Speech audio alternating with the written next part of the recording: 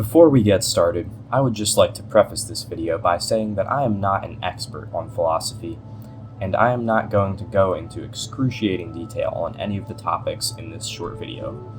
It is meant as an introduction to this kind of introspection for curious minds just like yours.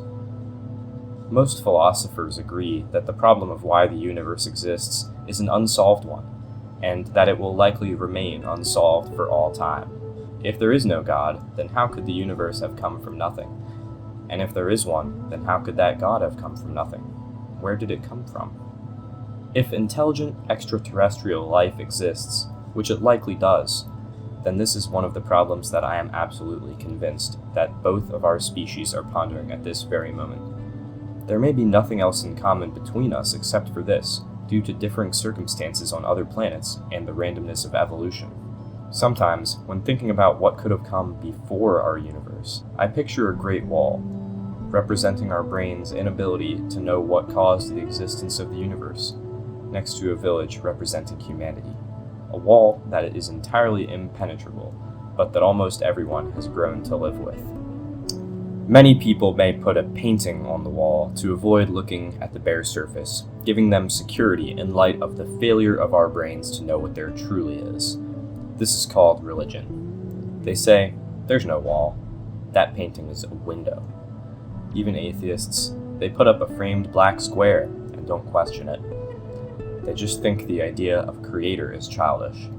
But few people take time to dive deep and really think about the idea that something came from nothing. Most people focus on concrete things inside the universe. If you take off your picture frame, you are confronted with the reality that things don't really make sense. Checking all of the paintings in the world will reveal that indeed, none of them are a window. And in truth, the wall is not just a barrier blocking what was before the universe, but also what is outside of it. Anytime you think to yourself, is this really it? You may be hitting your head against that wall. And what I mean by that is an effort to realize that the fact that everything you have ever experienced has been here on Earth, in this body and with this mind, is a strange one. Surely this could only be one episode in a much longer and more purposeful saga. There isn't any inherent meaning to the things we do in the universe. It just seems to be random particles interacting with each other to make things happen. Things will continue to happen no matter what you do. But why are we here to witness it through bodies, through vessels of fragile flesh and meager capability? This is the time we get. I don't know if anything really exists, to be perfectly honest, but the best I can do is trust that it does, so I don't lose myself in my way. I do hope there's something bigger and better outside this life, but delusion has never helped anyone. Proceeding down this path could honestly lead to insanity, but it is a path that must be traced if we are ever going to figure out things for real. Imagine your current life like it's simply a round of a VR video game that an alien is playing. An alien living a life much longer, perhaps, than a human being. Or perhaps the game stretches out the alien's perception of time. Or perhaps it's not an alien, but another human under the same circumstances. What happens when a game ends? Of course, you are pulled out of the illusion and back into the real world. But you are so deeply inside of this particular illusion that you don't know what will happen when the game is over, because the only world you know is the one inside the illusion. I have one parting question for you. What is worth doing or not doing, if at the end of the day, none of it matters? This is a problem that Friedrich Nietzsche ran into. When he spoke of the death of God, it was not literal.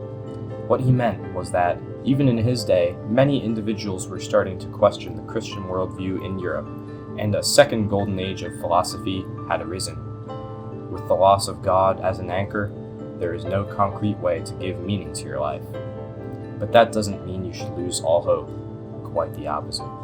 Nietzsche himself believed in the value of creation and finding your own meaning in a harsh reality that is built to break you down. Remember that your future isn't spoken for. If you aren't satisfied with how things are going in your life, go and change them. You don't owe anyone anything, and you are the one in control. Complacency is how you lose your life. If you start killing too much time, time starts killing you. Work for it. Want it. Do everything you can to take what is yours from the hands of existence and those against you. You can never believe in the chance of having something handed to you, because chances are there won't be a chance for you if you don't put yourself out there. If you want me to make more videos like this, or take a deeper dive into one of the things I discussed during this video, please leave a like, subscribe, and comment your thoughts. Thank you so much for sticking around, and I hope to see you soon.